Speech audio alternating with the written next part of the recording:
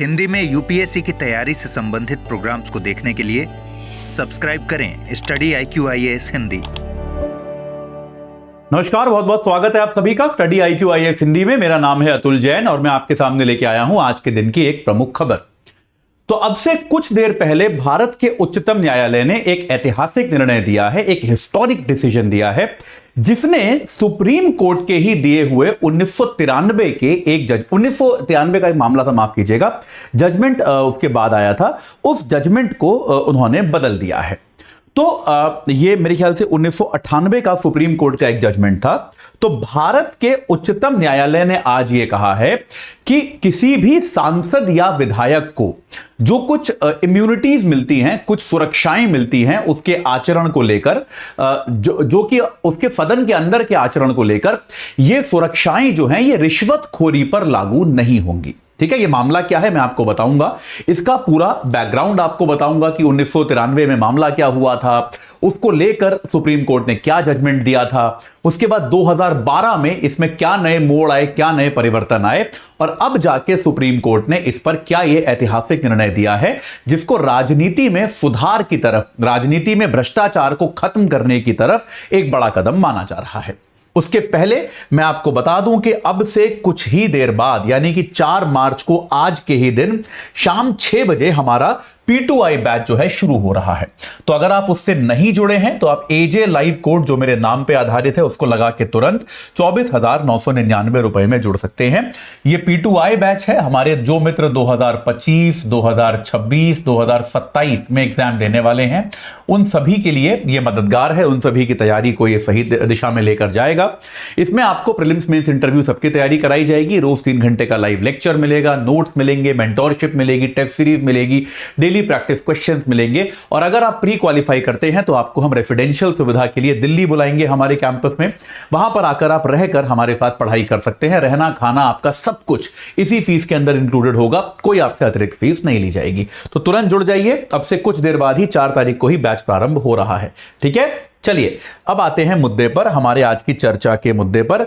तो हमारी चर्चा का मुद्दा है कि यार ये पूरा मामला क्या है। देखिए, भारत में हमको पता है कि आपने शायद पॉलिटी अगर पढ़ी है तो उसमें पढ़ा होगा कि सांसदों को और विधायकों को बहुत तरह की इम्यूनिटीज दी गई हैं। सांसदों को जो इम्यूनिटी दी गई हैं, जो कुछ विशेषाधिकार दिए गए हैं, वो अनुच्छेद 105 के तहत दिए गए हैं, और विधायकों को जो दिए गए हैं वो अनुच्छेद 194 के तहत दिए गए हैं।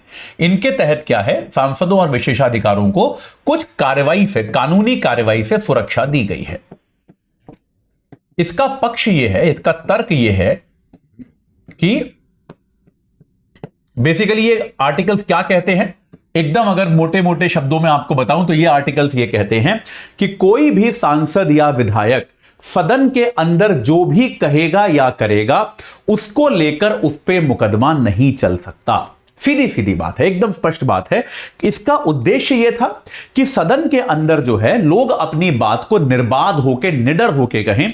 सदन एक ऐसा मंच बने, भारत की संसद एक ऐसा मंच बने, या संसद या विधानसभाएं, जहां मैं संसद कह रहा हूं वहां विधानसभाएं आप खुद से जोड़ लीजिएगा।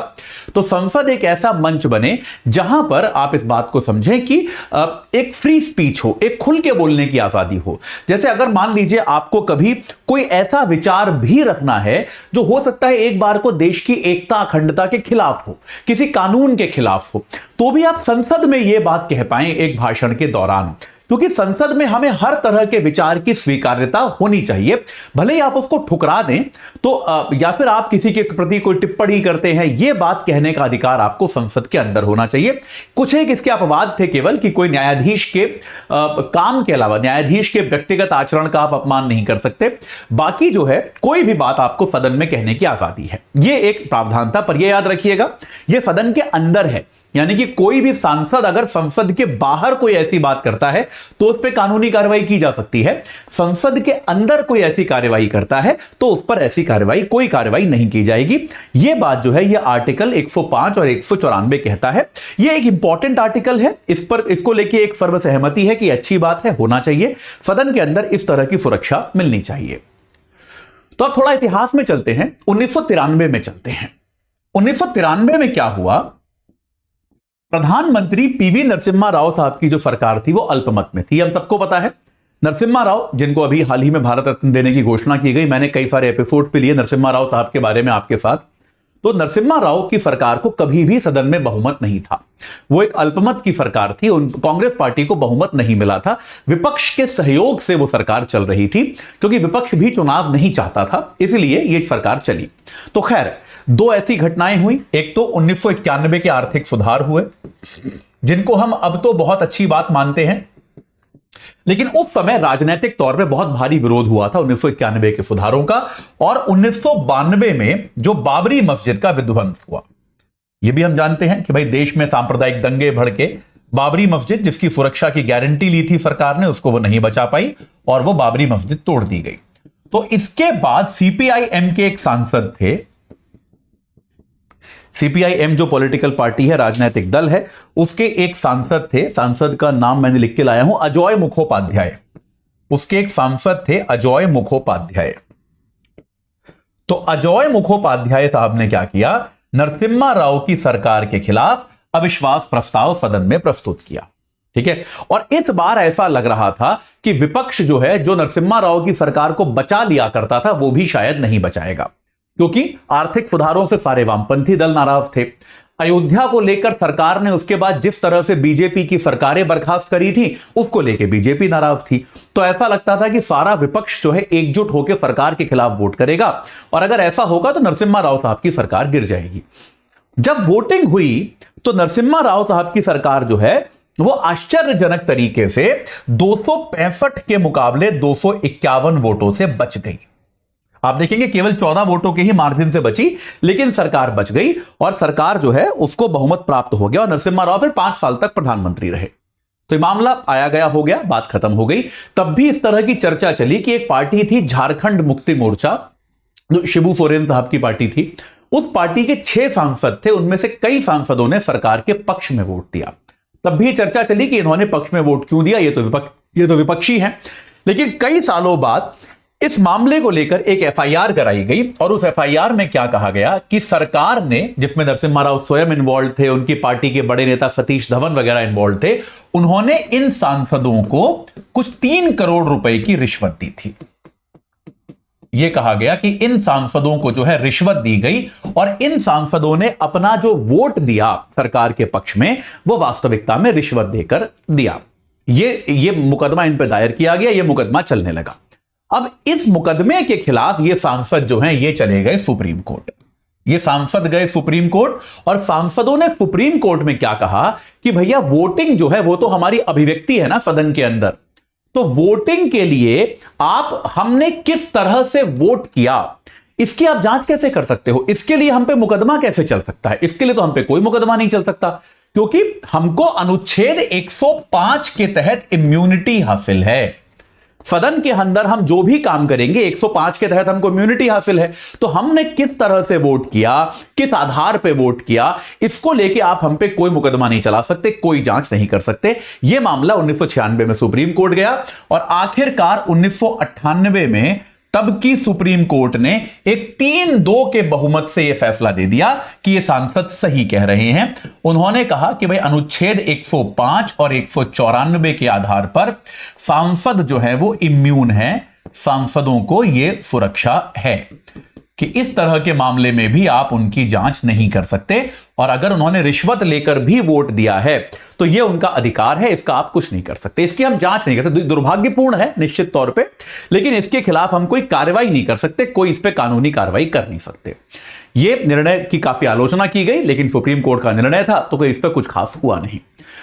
अब आते हैं इतिहास में, थोड़ा जंप करते हैं, अब आते हैं 2012 में। फिर से सेम पार्टी झारखंड मुक्ति मोर्चा। झारखंड मुक्ति मोर्चा की एक विधायक थी सीता सोरेन। इस बार मामला क्या था? इस बार मामला था राज्यसभा के चुनावों का। हालांकि राज्यसभा चुनावों में आपको पता है व्हिप जारी नहीं होता, कुछ दिनों पहले ही आपको बताया। तो सीता सोरेन पर इस बार यह आरोप लगा कि इनकी पार्टी ने इन्हें कहा था पार्टी के प्रत्याशी को वोट करना है, लेकिन सीता सोरेन ने किसी निर्दलीय प्रत्याशी से रिश्वत ली और उसके पक्ष में वोट वो देकर आई, ऐसा इन पर आरोप लगा। सीता सोरेन इसके जवाब में उन्होंने कहा कि नहीं, ऐसा बिल्कुल नहीं है। मैं भाई, एक तो मैंने रिश्वत नहीं ली, पहली बात तो उन्होंने ये कही, और दूसरी बात उन्होंने कही कि मेरा वोट जो है आप देखेंगे वो तो मैंने अपनी पार्टी के प्रत्याशी को ही डाला। उसके बाद वहां पे दोबारा चुनाव कराया गया, चुनाव रद्द हो गया और आप देखेंगे सीता सोरेन ने अपनी पार्टी के प्रत्याशी को ही चुनाव डाला। फिर यह मामला जो है ये झारखंड में उच्च न्यायालय में गया और उच्च न्यायालय ने यहां पर सुप्रीम कोर्ट के निर्णय का हवाला दिया फिर से, और यह कहा कि भाई अगर इन्होंने रिश्वत ली भी है तो सुप्रीम कोर्ट का 1998 का निर्णय है जिसके तहत हम कुछ नहीं कर सकते। इसके विरोध में सुप्रीम कोर्ट में एक अपीली याचिका डाली गई थी और सुप्रीम कोर्ट इसकी सुनवाई कर रहा था, पर क्योंकि यह 5 जजों की बेंच का जजमेंट था तो यह निर्णय अब दिया गया एक 7 जजों की बेंच को। यह मुकदमा एक 7 जजों की बेंच को दिया गया, क्योंकि सुप्रीम कोर्ट का यह नियम होता है, अगर सुप्रीम कोर्ट के ही किसी निर्णय को बदलना है तो पिछली या उस पर विचार करना है तो पिछली बेंच से बड़ी बेंच होनी चाहिए। पिछली वाली बेंच 5 जजों की थी तो इस बार 7 जजों की बेंच बनाई गई और उसकी अध्यक्षता जस्टिस चंद्रचूड़ ने किया। भारत के जो मुख्य न्यायाधीश हैं इस समय, जस्टिस चंद्रचूड़ साहब जो हैं वो इसके अध्यक्ष थे इस बेंच के। तो आज जो है जस्टिस चंद्रचूड़ ने यह निर्णय डिलीवर किया। उन्होंने कहा कि सभी 7 जज सर्वसम्मति से इस निर्णय पर पहुंचे हैं कि 1998 का जो निर्णय था, 1998 का जो निर्णय था वो गलत था। आज जस्टिस चंद्रचूड़ ने 7 जजों की बेंच ने निर्णय दिया, यानी कि सांसदों और विधायकों को सदन में आचरण को लेकर जो सुरक्षा मिलती है वो सुरक्षा रिश्वतखोरी पर अप्लाई नहीं होगी। सीधी सीधी बात है। उन्होंने कहा कि यदि आप किसी भी प्रकार की रिश्वत लेते हैं, रिश्वतखोरी पर आपको कोई सुरक्षा नहीं मिलेगी। और उन्होंने कहा कि सदन में जो आपको इम्यूनिटी दी गई है वो इम्यूनिटी इसलिए दी गई है कि आप जनता के पक्ष की बातें खुलकर कर पाएं। वो इसलिए नहीं दी गई है कि आप कितनी भी रिश्वत ले लें उसके बाद आप जो भी करते रहें उस पर कोई मुकदमा कोई कार्रवाई की ही नहीं जा सकती। ये इम्यूनिटी इसके लिए नहीं है, ये वास्तविकता में इम्यूनिटी का सीधा सीधा दुरुपयोग है। ये बात उन्होंने आज कही और उन्होंने कहा कि यह निर्णय जो है इस निर्णय को बदल दिया और कहा कि अगर संसद या विधानसभा के अंदर कोई भी सदस्य रिश्वत लेता है तो उस पर भारत के कानून की सामान्य धाराओं के अंदर मुकदमा चलाया जा सकता है और वो बिल्कुल भी यह क्लेम नहीं कर सकता कि अनुच्छेद 105 या 194 के तहत मेरे को किसी तरह की सुरक्षा मिलनी चाहिए। यह बात उन्होंने आज स्पष्ट तौर पर कह दी है। तो जस्टिस चंद्रचूड़ की अध्यक्षता के में जो बेंच थी उन्होंने आज ये निर्णय दिया है। उन्होंने साथ में यह भी कहा कि आपने अगर रिश्वत ली तो आप पे मुकदमा चलेगा। जो सीता सोरेन का आर्गुमेंट था ना कि मैंने रिश्वत ली लेकिन वोट तो मैंने वैसे दिया जैसे मुझे देना था, तो जस्टिस चंद्रचूड़ ने यह भी कहा कि इससे भी कोई फर्क नहीं पड़ता। जिस मोमेंट आपने रिश्वत ली, जब आपने रिश्वत ली तभी तुरंत अपराध हो गया ना भाई। आपने अगर किसी से रिश्वत ली तो फिर तो सीधा सीधा अपराध उसी मोमेंट हो गया। उसके बाद आपने वोट कैसे दिया, किसको दिया, कैसे नहीं दिया, ये सारी चीजें इररिलेवेंट है, इन सबका कोई फर्क नहीं पड़ेगा। तो ये ऐतिहासिक निर्णय जो है सुप्रीम कोर्ट ने आज दिया है। देखिए हम सभी को पता है सदन के अंदर अलग अलग मुद्दों पर अक्सर पक्ष या विपक्ष जो होते हैं वो अपने पक्ष में चीजें सदस्यों की संख्या बढ़ाने के लिए धन बल का प्रयोग करते हैं। तो उसको रोकने के लिए सुप्रीम कोर्ट ने आज ये ऐतिहासिक निर्णय दिया है। बहुत सारे राजनीतिक दलों ने, जिसमें प्रधानमंत्री नरेंद्र मोदी भी शामिल हैं, उन्होंने इस निर्णय का स्वागत किया है। कहा है कि इससे राजनीति में सुधार होगा, राजनीति में स्वच्छता आएगी।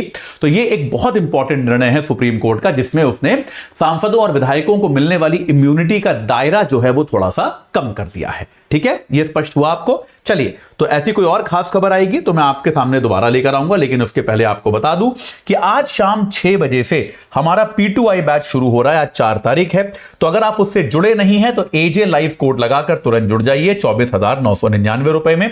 यह P2I बैच है, यानी कि 2025, 2026, 2027 वाले हमारे अभ्यर्थियों के लिए काम का है।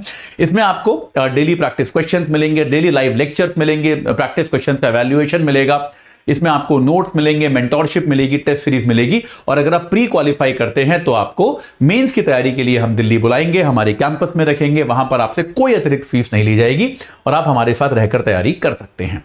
तो यह बहुत आवश्यक है कि आप इस बैच से जुड़े। AJ लाइव कोड जरूर लगाइएगा, आपको न्यूनतम दाम मिलेगा 24,999 का। ठीक है, शाम 6 बजे से शुरू हो रहा है, अभी भी वक्त है, तुरंत जुड़ जाइए।